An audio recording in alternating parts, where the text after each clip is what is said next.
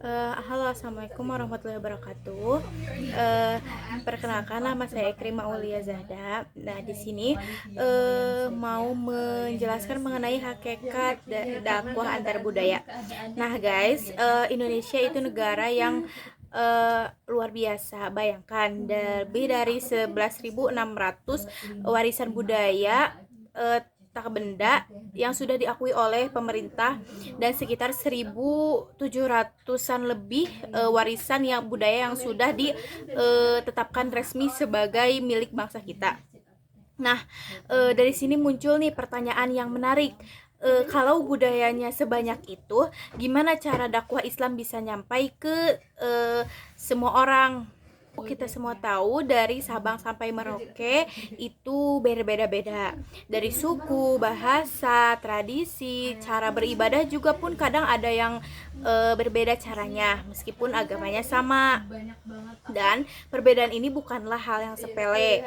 Di beberapa tempat perbedaan budaya bisa jadi salah satu faktor munculnya konflik internal ya, bahkan di antara sesama umat muslim sendiri. Orang bisa marah hanya karena ada yang mengubah tradisi yang sudah lama dijalankan tanpa izin dari ketua adat atau misal leluhur setempat, atau tanpa musyawarah dengan masyarakat juga. Nah, disinilah seorang dai atau siapapun yang ingin menyampaikan nilai-nilai Islam harus punya bekal yang lebih dari sekedar hafal dalil Al-Quran atau hafal hadis. Jadi dia juga harus melek atau harus ngerti akan budaya setempat gitu. Nah, Mas Dar Hilmi di sini menggambarkan bahwa dakwah antar budaya sebagai sebuah respon dan antisipasi supaya para dai ini lebih siap menghadapi keberagaman budaya yang ada di masyarakat. Jadi intinya gini, seorang dai itu tidak boleh datang dengan egonya sendiri atau dengan satu cara atau satu gaya terus dipaksakan ke semua orang, dipaksakan ke masyarakat setempat, ke madunya misal. Nah, jadi kalau itu dilakukan oleh dai, bukan yang terjadi itu bukan malah dakwah, tapi yang terjadi itu malah penolakan dari kedatangan dai tersebut. Japrul Khan juga bahkan mengatakan bahwa dakwah Islam harus disampaikan lewat kompromi dengan budaya yang budaya setempat yang di situ.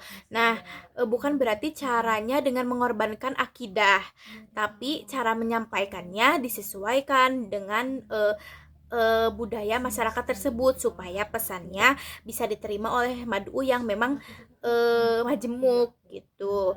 Nah, selanjutnya ada nih kalau kita lihat contoh dari Rasulullah, contoh yang paling nyata itu bagaimana cara dakwah Rasulullah itu di masyarakat Arab.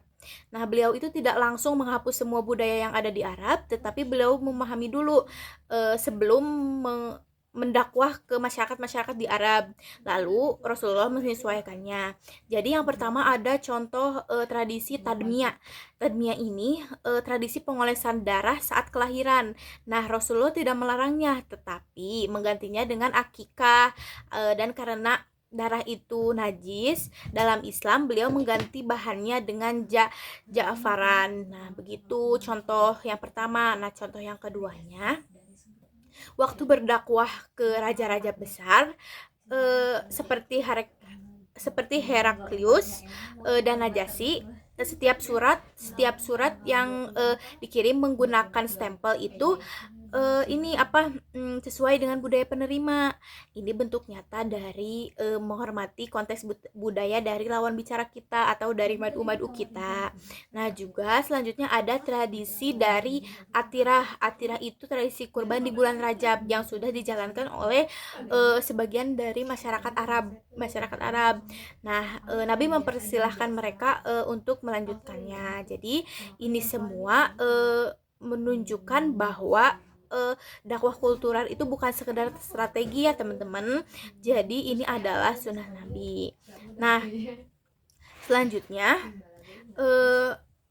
jadi bagaimana sih seorang dai yang ideal dalam dakwah antar budaya ini?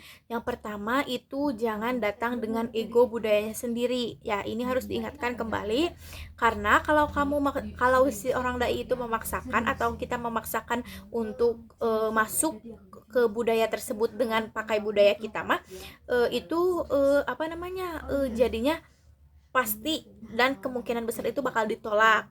Nah, yang kedua itu tumbuhkan rasa kemanusiaan. Jadi dakwah antar budaya ini bukan soal